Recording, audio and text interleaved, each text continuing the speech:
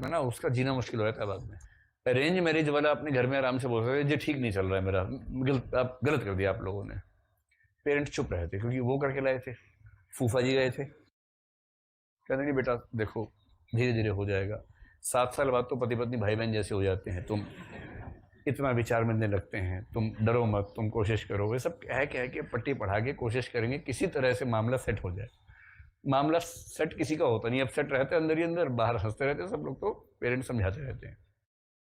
Love marriage वाले का संकट दोहरा है, बन उसकी भी नहीं रही है क्योंकि बनती किसी की भी नहीं है बेसिकली, एक सीमा से ज्यादा किसी की भी नहीं बननी है, चाहे लव मैरिज चाहे कोई मैरिज हो।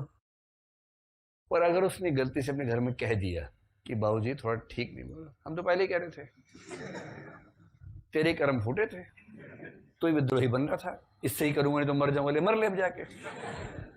अब वो बेचारा कहे भी क्या। पर क्या ये नहीं हो सकता, मतलब जो प्रेम विवाह होते हैं आमतौर पे, अगर आप प्रेम विवाह वालों से बात करें तो आमतौर पर जो विवाह हो रहे हैं उनका प्रेम तो 19, 20, 21 की उम्र में हो जाता है। विवाह बेशक 22, 23, 24, 25 में हो, और 19, 20 की उम्र में, 21 की उम्र में इमोशनल मैच्योरिटी कितनी होती है आप सबको पता है, देख रहे होंगे अपना हाल। अच्छा ईमानदारी से बताइए, मैं आपसे एक सवाल पूछता हूँ, बड़ा कठोर सवाल पूछ रहा हूँ, ठीक है?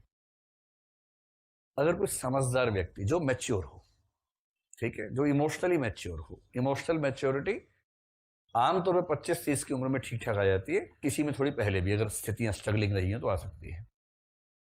स्पेशली जिसके बहुत सारे भाई बहन रहे हों उसमें जल्दी आ जाती है क्योंकि वो सब देख चुका होता है। अब जिसके घर में भाई या बहन ना हो, लड़की जिसका भाई ना हो, लड़का जिसकी बहन ना हो, उसको गधा बनाना सबसे आसान काम होता है क्योंकि उसे दूसरे जेंडर के बारे में पता ही नहीं कि उसकी हरकतें कैसी होती हैं।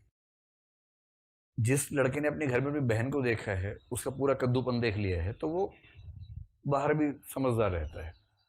ऐसे ही किसी लड़की ने अपने भाई को देखा है तो उसको पता है कि लड़कों का बिहेवियर कैसा होता है, जिसके घर में नहीं है उसको दिक्कत ज्यादा है। तो अगर कोई इमोशनली मैच्योर व्यक्ति चाहे आपको गधा बनाना और उसे समय पर्याप्त मिल जाए आपके साथ बात करने के लिए एकांत में, जहां कोई बाहरी दबाव ना हो, वो आराम से बात कर सके आपसे 1 घंटा, 2 घंटा, 3 घंटा, 4 घंटा, 5 घंटा, कुछ भी मान लीजिए, आप में से कितने लोगों को भरोसा है कि कोई आपको बेवकूफ नहीं बना सकता अगर उसे पर्याप्त समय मिल जाए? विपरीत लिंग की बात कर रहा हूं, लड़के ये सोच के बोले कोई मैच्योर लड़की या महिला 25-30 की उम्र के बीच में जो मैच्योर हो, समझदार हो, जिसको जीवन का अनुभव आपसे बहुत ज्यादा हो, और लड़कियां ये सोच के कोई पुरुष 25-30 की उम्र का जो जीवन के ठीक ठाक अनुभव रखता हो। आप में से कितने लोगों को लगता है कि आपको बेवकूफ नहीं बनाया जा सकता? हाथ खड़ा करें जरा देखें। ऐसे लोगों की संख्या 6, 7, 8, 9, 10, 12। गुड, अच्छा है, कॉन्फिडेंस रहना चाहिए जीवन में। पर मेरा ख्याल तो ये है कि आपको ही बनाया जा सकता है। वो डिपेंड करता है कि थोड़ा और समझदार आदमी चाहिए होगा। हाँ, हाँ, यदि किसी की शादी हो गई है तो उसको बनाना आसान नहीं होगा क्योंकि उसने जीवन को देखा है, या शादी कागजों में नहीं हुई है लेकिन बाकी जीवन उसका वैसा ही है, सहजीवन वाला है, तो भी जिसने उन चीजों को झेल लिया उसको इमोशनली फूल बनाना आसान काम नहीं।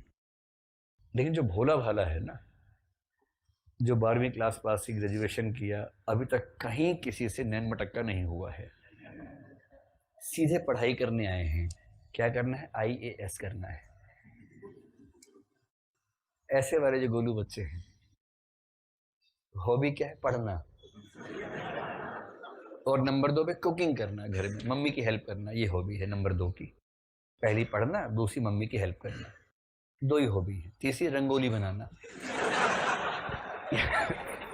ये वाले जो बच्चे हैं ना, आप में से कुछ लोग वैसे तो नहीं है, अगर हैं तो आप ही हैं, नहीं तो और ऐसे बहुत सारे बच्चे हैं।